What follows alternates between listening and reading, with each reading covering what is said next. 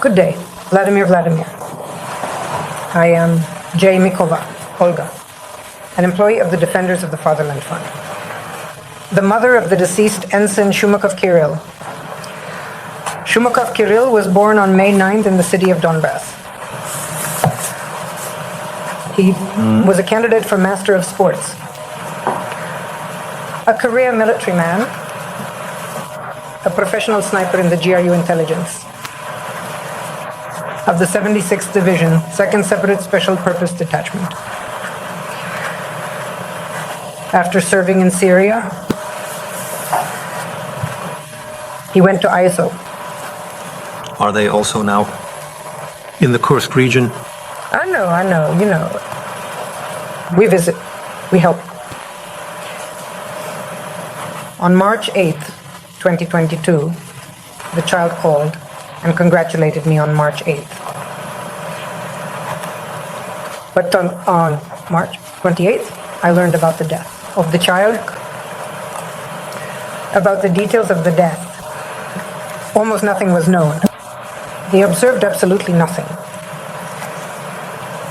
And exactly a year later, on March 8th, his school friend, a comrade in arms, called me. And he agreed to tell me about the events of that day and personally hand me his personalized helmet. For me, it was the most precious gift. It was an order for the entire squad to go to the height, to draw fire on themselves. And thereby identify the enemy's position. The guys had 3 days to make a decision, and everyone understood perfectly well that it was a one-way road. 3 friends, 3 comrades, they made the decision. They knew where we going. My son called from Kursk, poetess Krasnogorsk, and Danny from Tula. They completed the mission, thereby reducing the squad's losses. After all events, I needed to pull myself together because I have a 15-year-old child, Vanyusha, and a mother. I started going to the front, and before that, I had a meeting with Monk Lavrenti, who gave me 2 pieces of advice that helped me get back on my feet. The first piece of advice he gave me: Olya, learn to rejoice. For the child, he is with God at the Lord's throne. Learn to be happy for him. And the second piece of advice was spread kindness. Since 2022, I started going to the front to help the guys. Initially in the SVO zone, now to the KTO in the Kursk region. In 2023, a candidate, I was offered to become an employee of the Defenders of the Fatherland Fund, to which I, of course, responded without hesitation. Working with the families of fallen servicemen. We encounter many problems, but I want to draw your attention to one of them. The payments are distributed, to the families of the deceased, in equal shares to everyone, including minor children. But their are families. Unfortunately, they exist that are not socially well off. And mothers spend the child's payment for the death of their father, without considering the interests of the children, and when they come of age, they often have nothing to enroll in education or no housing of their own. In other words, the mother spent it as she wished. Therefore, we have a big request for you. Find a mechanism to protect this payment for these children.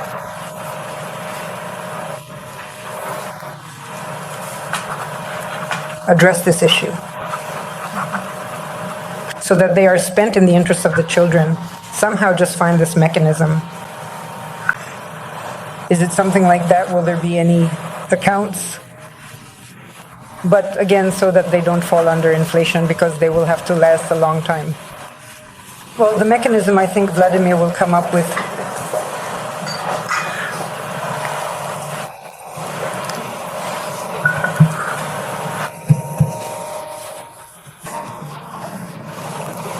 No,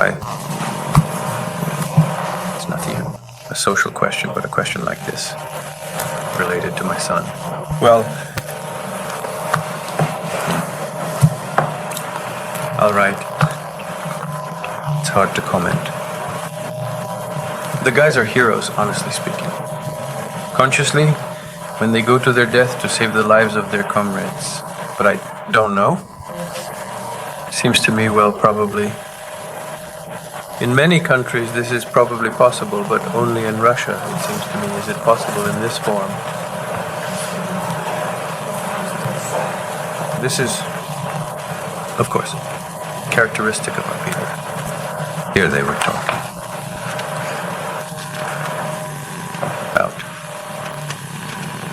about Smolensk, about the museum there, now from the times of Napoleon. Napoleon's invasion. Still, some people can't let it go. There are still people who want to return to the times of Napoleon, forgetting how it ended. With guys like these, it won't work. Yes, that's exactly what I wanted to say. But with guys like your son, his friends, comrades, it won't work. In fact, all the mistakes of our enemies, opponents, started exactly with this, in underestimating the character of the Russian person, or generally the representatives of the all-Russian culture. Because I meet people of different nationalities, from Russia. There is something we have after all that unites all of us, the people living on this land. This is absolutely obvious. I wanted to thank you, Vladimir Vladimirovich. I have something to compare it to. When my son died, there was no defender of the fatherland. And now, when there is this fund, there is simply something to compare it with. I sincerely thank you for your idea to create defenders against corruption. But on the contrary, also a garnish in general. Yes. It's just like, so, this is a platform for training guys who are returning from combat zones to receive education, a decent job, and so on. The time of heroes, platforms were created, but even earlier. The defenders of the Fatherland Fund, this also comes to mind after talking with people, after talking with family members, with the guys themselves. That's how the idea of the fund came about. We thought for a long time about how to organize it. But in the end, it seems to me, we chose the most optimal option for organization of this work, yes. Regarding the question you raised. Payments in equal shares. They are distributed among all family members, including minor children. Is it possible somehow to protect the funds that should be allocated and are allocated to minor children? To be continued. Olga, you asked me to think about it. Do you know what I'm going to say now without any irony? We can only think about this together with you.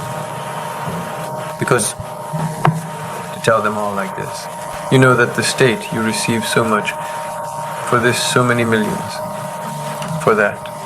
In total, it turns out, well, if you look at the whole picture, there could be an extra 13 million. But you are not allowed to spend part of the funds. It's like right away. Yes, understand. Accidentally, especially with the families. Yes, I understand. Yes. I'm not saying no.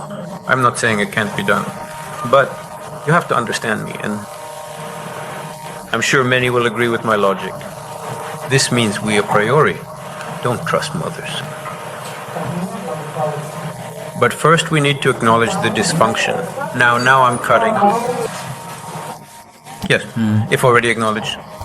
Yes. Here. More specifically. Yes, I agree. If so, then so be it. Limit the route. They with pay attention to what the fund says. Because we go out, we observe, we Can respond to these sealants of ours.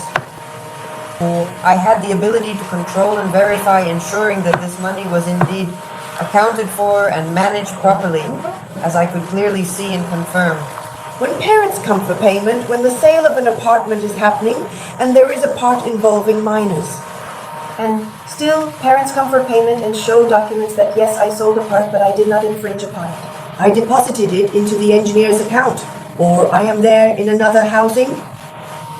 I allocated square footage for Dima, meaning that the money is something like first the guardianship must give permission for the sale of his share and then within a day buy, so that this... I understand. And I agree with you that one of the most important tasks for the state is to ensure the future of children. But this, you see, I've already mentioned somewhere. Well, if a tragedy happens, a person dies, right?